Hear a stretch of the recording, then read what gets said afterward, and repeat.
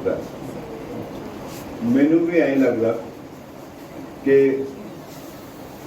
अज इन्नियां गल्लां होईयां ने, इन्नियां उन्हां दे विचों मैं किहड़ी तो शुरू करां।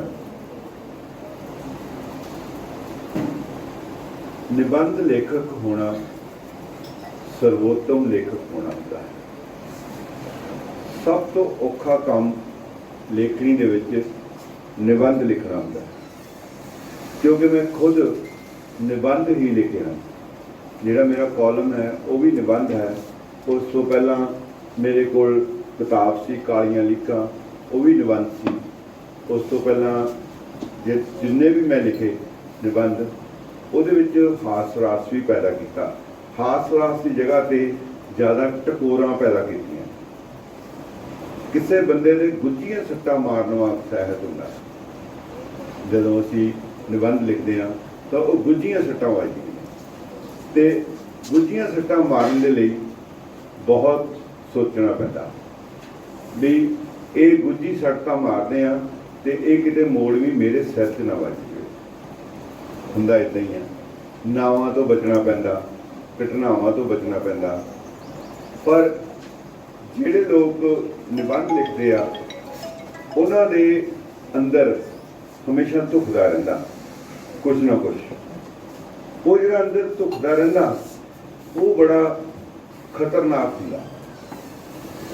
जिन्हां बंदियां ने जिंदगी जीवी हुंदी आ, खासकर पिंडां ने जीवी हुंदी आ, साडे वर्गियां ने जां जगतार वर्गियां ने, वो जिहड़ा हैगा उन्हां दे अंदर एक अग, मतलब जिवें चुल्हे की अग गोढा दब्बिआ हुंदा सुआह दे विच, उवें हुंदी आ। उहने कदों मच पैना वो सिर्फ सुआणी दे हत्थ नूं उड़ीकदा हुंदा, ਉਹਦੇ साथ नूं उड़ीकदा। सो जिहड़ा लिखना आ, ਜਿਹੜੇ निबंध लिखने आ जां अतीत बारे लिखना, उस गोडे नूं दबाउण वाली गल वांगू हुंदा है। मैनूं पता, मैं 2 किताबां पिछले समय 'ਚ लिखियां। एक सीगी सिडनी दे रंग, एक सीगी मन दी मौज। सिडनी दे रंग मैं जदों लिखी आ, मैं आस्ट्रेलिया का 1.5 महीने का टूर लाया सी। मैं कोई टूर नहीं लिखिया, प्लैनिंग नहीं लिखी। वो अचानक ही घटनावां जिहड़ियां ने तुहानूं याद आउणियां शुरू हो गईयां। 10 दिनां दी एक खास स्टे दे विच 25 एपीसोड लिखो गए। कोई घटनावां दे विच रोचकता जिहड़ी सीगी उस वेले नहीं ख्याल सी, ना पता सी। सो जिहड़ा अतीत सी वो अपने आप ही जाग पिया और वो लिख हो गया। इसी तरह ही मैं आम तौर पर अपने आप को भुलक्कड़ समझदा ते मतलब, हालांकि मैं समझदा कि कुदरत की देन हुंदी आ भुलक्कड़ होना। जिहड़े बंदिਆਂ ਨੂੰ सारा कुछ याद रहिंदा ना, उही धुखदे रहिंदे आ। उन्हां दे अंदर नफरत भी खत्म नहीं हुंदी, उन्हां नूं किसी ने कुछ कहता वो भी नहीं खत्म हुंदा। मैनूं तां हुण मेरे कोई ਇੱਥੇ ਮੇਰੇ कोई चपेड़ मार जाए, मैनूं उत्थे जांदे नूं भुल जाना। ये मैं समझदा कि तुहाडे अंदर नफरत खत्म होने दे लई भुलक्कड़ होना बहुत जरूरी है। और जदों तुहाडे अंदर नफरत खत्म होएगी तो तुहाडा जीवन का जिहड़ा आनंद है ਉਹਦੇ ਵਿੱਚ एक अलग किस्म का निखार आएगा। सो मैं मन की मौज लिखनी जदों शुरू की तो मैं छोटे छोटे लेख लिखने शुरू किए। मैनूं खुद नहीं पता लग रहा कि वो किवें मैनूं गल्लां याद आ गईयां जिहड़ियां 30 साल पुरानियां, 40 साल पुरानियां। मैं हैरान ही हो गया। मैनूं अज तक भी हैरानी है कि मैं दोबारा लिखनियां होण तो मैं दोबारा लिख नहीं सकता। पर वो जिहड़ा अतीत है, वो इसदा मतलब है कि अतीत तुहाडे अंदर किते ना किते रह रहा हुंदा, तुहाडे अंदर वसिया हुंदा। ਉਹਨੂੰ ਆਪਾਂ खत्म नहीं कर सकते, चाह के भी खत्म नहीं कर सकते। इसी तरह जो हमने जगतार की किताब PDF पढ़ी आ, देखी तो अज ही आ, PDF पढ़ी आ, तो मैनू लगा कि ये तो भाई बंदा मेरे मगर ही तुरे आउंदा, ये तो मेरे मगर ही तुरे आउंदा। अज भी ये छोटी उम्र च भी ये वो कुछ लिख रहा जो कुछ असीं देखिया होया। इहदा मतलब है कि जिहड़ा समा आ, समा कोई भी होवे, ਜਿਹੜੀਆਂ ਮਨੁੱਖੀ ਵ੍ਰਿੱਤੀਆਂ ਨੇ, ਮਨੁੱਖੀ ਸੁਭਾਅ ਆ, ਮਨੁੱਖੀ ਸੋਚ ਆ, ਉਹ ਹੀ ਰਹਿੰਦੀ ਆ। ਇੱਕ ਦਿਨ ਇੱਕ ਬੰਦਾ ਮੇਰੇ ਨਾਲ ਔਖਾ ਹੋ ਗਿਆ ਇਸੇ ਗੱਲ ਤੋਂ, ਕਹਿੰਦਾ ਤੇਰੀ ਇਸ ਸਟੇਟਮੈਂਟ ਦਾ ਕੀ ਮਤਲਬ? ਮੈਂ ਕਿਹਾ ਸੁਣ ਲਾ ਮੇਰੇ ਕੋਲ, ਸਬਰ ਰੱਖੀ, ਆਪਣੇ ਅੰਦਰ ਹੌਸਲਾ ਰੱਖੀ, ਜਿਹੜੀ ਮੈਂ ਗੱਲ ਕਹਿਣ ਲੱਗਾ।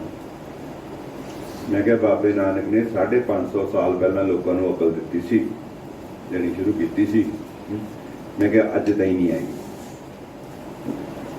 ਜੇ 550 ਸਾਲ ਦੇ ਵਿੱਚ ਅਕਲ ਆ ਜਾਂਦੀ ਤਾਂ ਇਹ ਜਿਹੜੀ ਦੁਨੀਆ ਸੀ ਇਹ ਬਦਲ ਜਾਣੀ ਸੀ। ਕਹਿੰਦਾ ਕਿਉਂ ਨਹੀਂ ਆਈ? ਮੈਂ ਕਿਹਾ ਉੱਤੋਂ ਕੁਦਰਤ ਨੇ ਇਹੋ ਜਿਹਾ ਸਾਡੇ ਅੰਦਰ ਪ੍ਰੋਗਰਾਮ ਪਾਇਆ, ਸਾਡੇ ਅੰਦਰ, ਵੀ ਅਸੀਂ ਆਪਣੇ ਵਿਕਾਰਾਂ ਨੂੰ ਖਤਮ ਹੀ ਨਹੀਂ ਕਰ ਸਕਦੇ। ਉਹਨੇ ਦੁਨੀਆ ਦੀ ਵੈਰਾਈਟੀ ਖਤਮ ਹੀ ਨਹੀਂ ਕਰਨੀ। ਉਹਨੇ ਨਾ ਪਾਗਲ ਖਤਮ ਕਰਨੇ ਆ, ਨਾ ਬੇਵਕੂਫ ਖਤਮ ਕਰਨੇ ਆ, ਨਾ ਲਾਲਚੀ ਖਤਮ ਕਰਨੇ ਆ, ਨਾ ਚੋਰ ਖਤਮ ਕਰਨੇ ਆ, ਤੇ ਨਾ ਇਮਾਨਦਾਰ ਖਤਮ ਕਰਨੇ ਆ।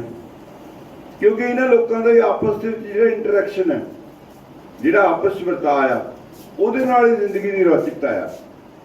ਜੇ ਭਾਈ ਤੁਹਾਡੇ ਚੋਰੀ ਨਾ ਹੋਵੇ, ਜੇ ਕੋਈ ਨਜਾਇਜ਼ ਲੜੇ ਹੀ ਨਾ, ਤਾਂ ਪੁਲਿਸ ਥਾਣੇ ਤੇ ਸਰਕਾਰਾਂ ਦੀ ਕੀ ਲੋੜ ਹੈ? ਜੇ ਤੁਹਾਡੇ ਕੋਈ ਬਿਮਾਰ ਹੀ ਨਾ ਹੋਵੇ, ਕੋਈ ਕਿਸੇ ਨੂੰ ਕੋਈ ਕੁੱਟਮਾਰ ਹੀ ਨਾ ਹੋਵੇ, ਕੋਈ ਇਹੋ ਜਿਹਾ ਨਾ ਹੋਵੇ, ਤਾਂ ਡਾਕਟਰਾਂ ਦੀ ਕੀ ਲੋੜ ਹੈ?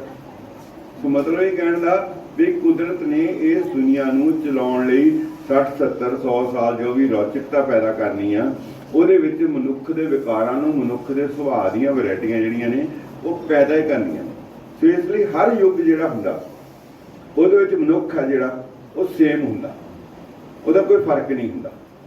ਤੇ ਮੈਨੂੰ ਇਹਦੀ ਕਿਤਾਬ ਦਾ ਪੜ੍ਹ ਕੇ ਕਿਵੇਂ ਲੱਗਾ ਕਿ ਅੱਜ ਤੋਂ 50 ਸਾਲ ਪਹਿਲਾਂ ਵੀ ਇਹੀ ਕੁਝ ਸੀ। ਸ਼ਾਇਦ ਜਿਹੜੇ ਮੇਰੇ ਤੋਂ ਵੱਡੇ ਹੋਣਗੇ ਉਹਨਾਂ ਨੂੰ ਪਤਾ ਹੋਊ ਵੀ 100 ਸਾਲ ਪਹਿਲਾਂ ਵੀ ਇਹੀ ਕੁਝ ਸੀ। ਤੁਸੀਂ ਸੰਤ ਸਿੰਘ ਸੇਖੋਂ ਦੀ ਕਿਤਾਬ ਪੜ੍ਹਿਓ, ਉਹ 1920 ਦੇ ਲਗਭਗ ਦਾ ਲਿਖਿਆ ਹੋਇਆ। ਉਹ ਕਿਤਾਬ ਵੀ ਜਿਹੜੀ ਆ ਉਹ ਤੁਹਾਨੂੰ ਉਹ ਕੁਛ ਹੀ ਦੱਸ ਰਹੀ ਆ। ਤੇ ਜਿਹੜੀ ਸਾਡੇ ਬਜ਼ੁਰਗਾਂ ਨੇ ਕਿਤਾਬ ਲਿਖੀ ਰੰਗਾਂ ਦੀ ਗਾਗਰ, ਉਹਦੇ ਵਿੱਚ ਤੁਸੀਂ ਪੜ੍ਹ ਲਓ, ਉਹ 'ਚ ਵੀ ਉਹ ਕੁਛ ਹੀ ਆ ਰਿਹਾ। ਸੋ ਮਤਲਬ ਇਹ ਆ ਵੀ ਜਿਹੜੀ ਮਨੁੱਖੀ ਸੋਚ ਹੈ ਉਹਦੇ ਵਿੱਚ ਕੋਈ ਬੜਾ ਬਦਲਾਵ ਨਹੀਂ ਆਉਂਦਾ। ਪਰ ਜਦੋਂ ਅਸੀਂ ਲਿਖਣਾ, ਉਸ ਵੇਲੇ ਸਾਡੇ ਕੋਲ ਥੋੜ੍ਹੇ ਜਿਹੇ ਫਰਜ਼ ਬਣਦੇ ਨੇ। ਉਹ ਫਰਜ਼ ਇਹ ਬਣਦੇ ਨੇ ਕਿ ਅਸੀਂ ਕਵਿਤਾ ਲਿਖੀ ਜਾਂਦੇ ਹਾਂ, ਅਸੀਂ ਕਹਾਣੀ ਲਿਖੀ ਜਾਂਦੇ ਹਾਂ, ਨਾਵਲ ਲਿਖੀ ਜਾਂਦੇ ਹਾਂ, ਨਿਬੰਧ ਲਿਖੀ ਜਾਂਦੇ ਹਾਂ। ਉਹ ਸਾਡੇ ਮਨ ਨੂੰ ਤਸੱਲੀ ਦਿੰਦਾ।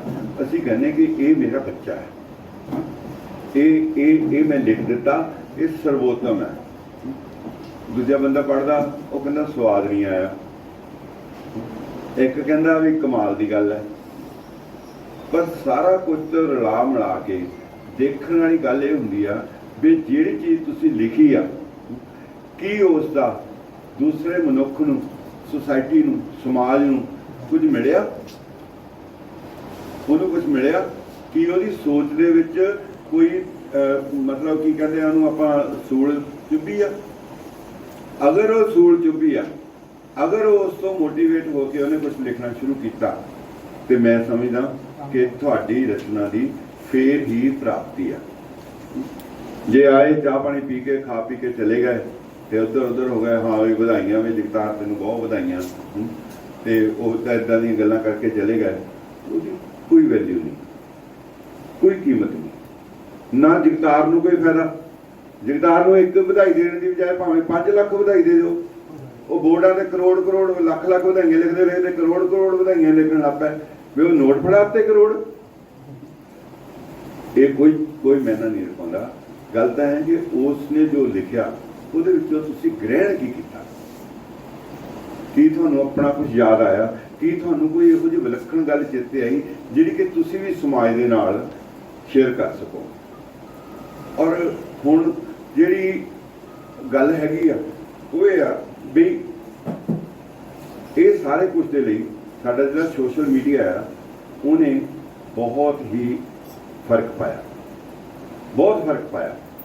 ਉਹਦੇ ਵਿੱਚ ਜਿਵੇਂ ਤੁਹਾਡਾ ਇਹ ਬਣਿਆ, ਲੋਕਧਾਰਾ ਬਣੀ ਆ, ਜਾਂ ਅਸੀਂ ਵਿਸਾਖੀਆਂ ਗਰੁੱਪ ਬਣਾਏ ਆ, ਜੇ ਤਾਂ ਹੈਗੇ ਆ, ਜਦੋਂ ਇੱਕ ਗੱਲ ਲਿਖਦੇ ਆ ਤਾਂ ਬਹੁਤ ਸਾਰੇ ਲੋਕ ਉਹ ਜਿਹੜੇ ਨੇ ਉਹ ਆਪਣੀਆਂ ਉਹਦੇ ਨਾਲ ਸਿਮਿਲਰ ਗੱਲਾਂ ਲਿਖਦੇ ਨੇ, ਔਰ ਉਹ ਜਿਹੜੀਆਂ ਗੱਲਾਂ ਨੇ ਉਹ ਗੱਲਾਂ ਜਿਹੜੀਆਂ ਨੇ ਸਮਾਜ ਨੂੰ ਇੱਕ ਕਰਨ ਦੇ ਵਿੱਚ ਸਹਾਈ ਹੁੰਦੀਆਂ ਨੇ।